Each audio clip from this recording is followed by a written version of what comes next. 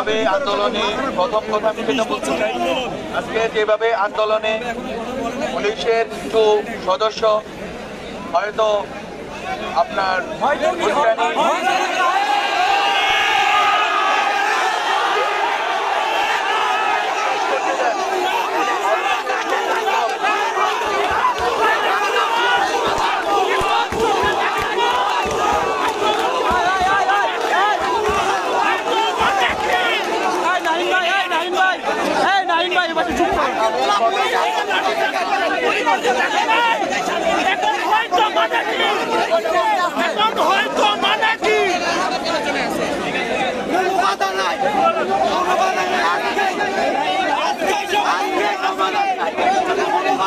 সমাধান আছে।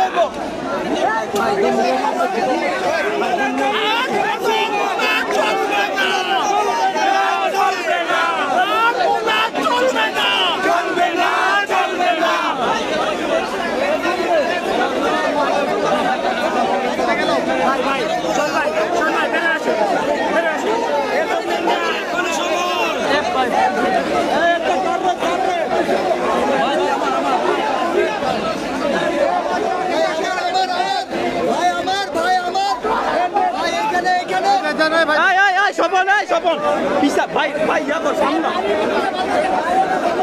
ভাই ভাই সামনা আরে ভাই তোমরা উত্তেজিত হচ্ছ কেন? কথা বলতে পারছিল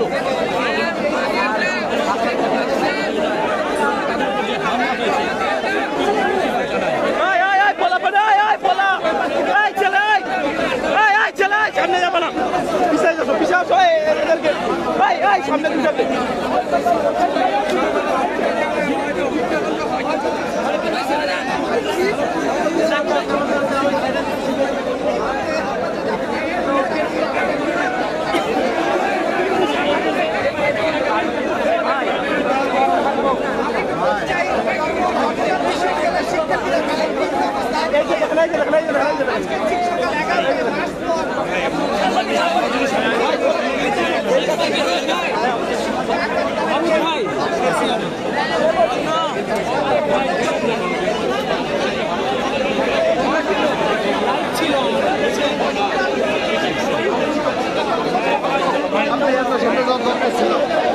আমি তো বক্সি সময় রাখে ছিলেনই না, এরপরে সোহেল ভাই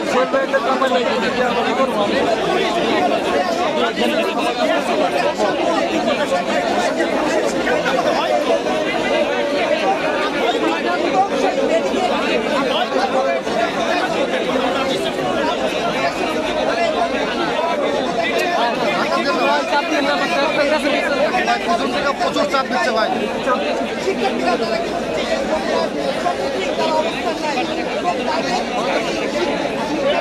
আমরা কি বেরোয় যাবো এখান থেকে? দর্শক, যমুনার প্রধান উপদেষ্টার কার্যালয়ে সেখানে জগন্নাথ বিশ্ববিদ্যালয়ের ভিসি সহ শিক্ষকদের প্রতিনিধি দল কিন্তু বৈঠকে বসেছিলেন এবং সেই বৈঠকের যে সিদ্ধান্ত হয়েছিল সেই সিদ্ধান্ত জানানোর জন্য তারা কিন্তু ব্রিফিং করছিলেন এবং উপদেষ্টা মাহফুজ, তথ্য উপদেষ্টা মাহফুজের বক্তব্য চলাকালেই কিন্তু তার শিক্ষার্থীরা উত্তেজিত হয়ে পড়ে এবং তারপরে আমরা দেখেছি উপদেষ্টা মাহফুজ তিনি কিন্তু এখান থেকে কিন্তু বক্তব্য না দিয়ে তিনি কিন্তু চলে গেছেন আমরা দেখতে পাচ্ছি এবং শিক্ষার্থীরা কিন্তু এখানে অবস্থান করছেন এবং প্রধান উপদেষ্টার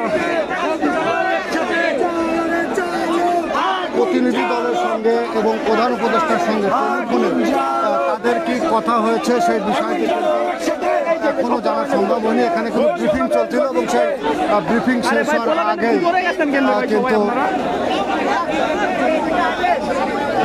শিক্ষার্থীদের উত্তেজনার কারণে কিন্তু আমরা দেখতে পাচ্ছি উপদেষ্টা মাহফুজ তিনি কিন্তু এই জায়গা থেকে কিন্তু তিনি সরে গেছেন। সবাই ভিতরে গেছেন কেন?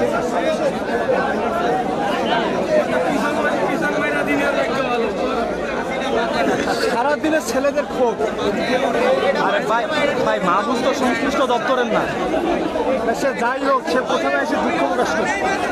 সে এসে কয় যে হয়তো মানে কেউ কি মায়ের সাথে নামাজ কথা বলতে নেই না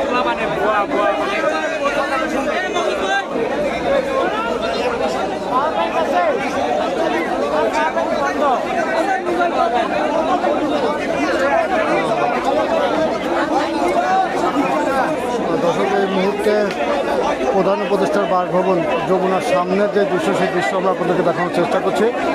কিছুক্ষণ আগে প্রধান উপদেষ্টার বাসভবনে যে বৈঠক অনুষ্ঠিত হয়েছিল জগন্নাথ বিশ্ববিদ্যালয়ের শিক্ষক প্রতিনিধি সঙ্গে, সেই বৈঠক শেষে শিক্ষক প্রতিনিধি এবং উপদেষ্টা মাহফুজ তিনি কিন্তু এখানে এসেছিলেন এবং এখানে কিন্তু প্রেস ব্রিফিং হচ্ছিল এবং ব্রিফিংয়ের মাধ্যমে সিদ্ধান্ত কিন্তু জানানো হচ্ছিল।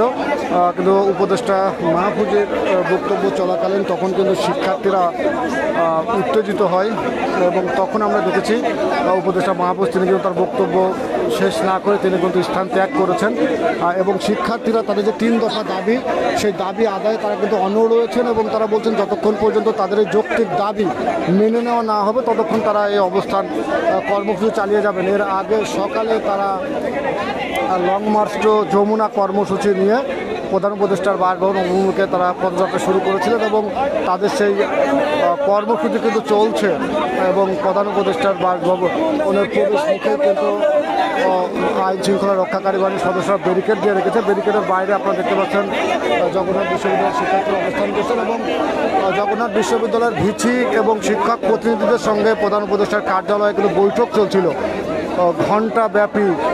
এই বৈঠক শেষে তারা কিন্তু ব্রিফিং করছিলেন এবং ব্রিফিং চলাকালেই আমরা দেখেছি শিক্ষার্থীরা উত্তেজিত হয় এবং সেই উত্তেজনা দেখেই উপদেষ্টা মাহফুজ তিনি তার বক্তব্য শেষ না করে তিনি কিন্তু স্থান ত্যাগ করেছেন এবং ব্যারিকেডের সামনে এভাবেই জগন্নাথ বিশ্ববিদ্যালয়ের শিক্ষার্থীরা তারা অবস্থান করছেন এবং তারা কিন্তু স্লোগান তারা দিচ্ছিলেন কিছুক্ষণ আগে এবং তাদের দাবি, তাদের 3 দফা দাবি নিয়ে এসেছিলেন, সেই দাবির সঙ্গে নতুন আরও একটি দাবি তারা কিন্তু সংযুক্ত করেছেন। অর্থাৎ তাদের এই শান্তিপূর্ণ কর্মসূচিতে যে সকল পুলিশ সদস্যরা তাদের উপরে হামলা করেছে, লাঠিচার্জ করেছে, টিয়ার গ্যাস নিক্ষেপ করেছে, সেই সমস্ত পুলিশের প্রত্যাহার তারা কিন্তু দাবি করেছেন এবং এই দাবিতেও তারা কিন্তু অনড় রয়েছেন। কারণ তারা বলছেন তারা শান্তিপূর্ণ কর্মসূচি নিয়ে এখানে এসেছিলেন এবং তাদের শান্তিপূর্ণ কর্মসূচিতে পুলিশ লাঠিচার্জ করে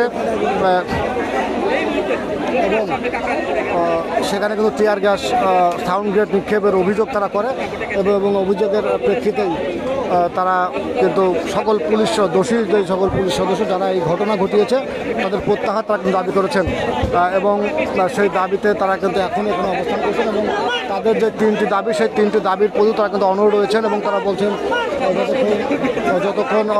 যতক্ষণ পর্যন্ত তাদের এই দাবি মানা না হবে ততক্ষণ পর্যন্ত তারা কিন্তু এই আন্দোলন চালিয়ে যাবেন। সেই ঘটনা তারা কিন্তু দেখেছেন। আমরা দেখেছি কিছুক্ষণ আগেই কিন্তু উপদেষ্টা মাহফুজ তিনি কিন্তু এখানে এসেছিলেন এবং শিক্ষার্থীরা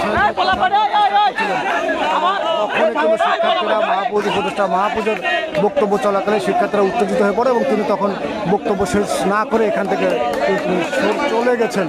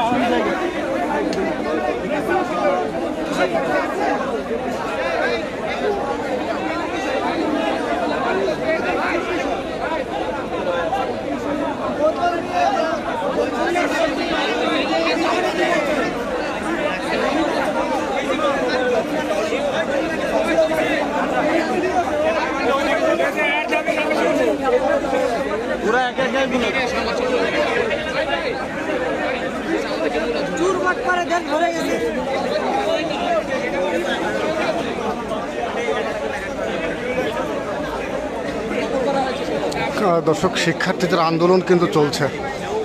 শিক্ষার্থীদের 3টি দাবি নিয়ে তারা লং মার্চ টু যমুনা কর্মসূচিতে প্রধান উপদেষ্টার বাসভবন অভিমুখে তারা কিন্তু পদযাত্রা শুরু করেছেন এবং তাদের পদযাত্রাটি যখন প্রধান উপদেষ্টার বাসভবনের খুব কাছাকাছি আসে এবং সেখানে আগে থেকে আইন শৃঙ্খলা রক্ষাকারী বাহিনীর সদস্যরা ব্যারিকেড দিয়ে রেখেছিলেন এবং তারা যখন ব্যারিকেড সরিয়ে ভিতরে ঢোকার চেষ্টা করে তখনই আইন শৃঙ্খলা রক্ষাকারী বাহিনীর সদস্য তাদেরকে বাধা দেওয়ার চেষ্টা করে এবং তাদেরকে ছত্রভঙ্গ করতে প্রথমে কিন্তু সেখানে জল কামান দিয়ে পানি ছিটানো হয়। এরপর তাদেরকে লক্ষ্য করে টিয়ার গ্যাস নিক্ষেপ করা হয়, সাউন্ড গ্রেনেড নিক্ষেপ করা হয় এবং লাঠি চার্জ কিন্তু করা হয়। শিক্ষার্থীদেরকে ছত্রভঙ্গ করার জন্য পুলিশের এই অ্যাকশনে কিন্তু শিক্ষার্থীরা ক্ষুব্ধ হয় এবং পরবর্তীতে তারা আবারও সংগঠিত হয়ে প্রধান উপদেষ্টার বাসভবনের যে প্রবেশ মুখ কাকরাইল মসজিদের সামনে তারা কিন্তু অবস্থান নেয় এবং তাদের যে 3টি দাবি সেই 3টি দাবি না পূরণ হওয়া পর্যন্ত তারা এই আন্দোলন চালিয়ে যাবেন সেই ঘোষণা তারা কিন্তু দিয়েছেন। এর আগে আমরা দেখেছি প্রধান উপদেষ্টার কার্যালয়ে জগন্নাথ বিশ্ববিদ্যালয়ের ভিসি এবং শিক্ষক প্রতিনিধি তারা গিয়েছিলেন এবং সেখানে একটা বৈঠক কিন্তু হয়েছিল এবং সেই বৈঠক থেকে কি সিদ্ধান্ত হয় সেই সিদ্ধান্তে কিন্তু জানানো হচ্ছিল। এবং উপদেষ্টা মাহফুজ তিনি কিন্তু বক্তব্য রাখছিলেন। তার বক্তব্য চলাকালীন তিনি তার একটি বক্তব্যের একটি শব্দচয়নকে কেন্দ্র করে শিক্ষার্থীরা উত্তেজিত হয় এবং শিক্ষার্থীদের উত্তেজিত হওয়া দেখেই তিনি বক্তব্য শেষ না করে তিনি কিন্তু স্থান ত্যাগ করেন। এই মুহূর্তে যমুনার সামনে যে পরিস্থিতি সেই পরিস্থিতি কিন্তু আমরা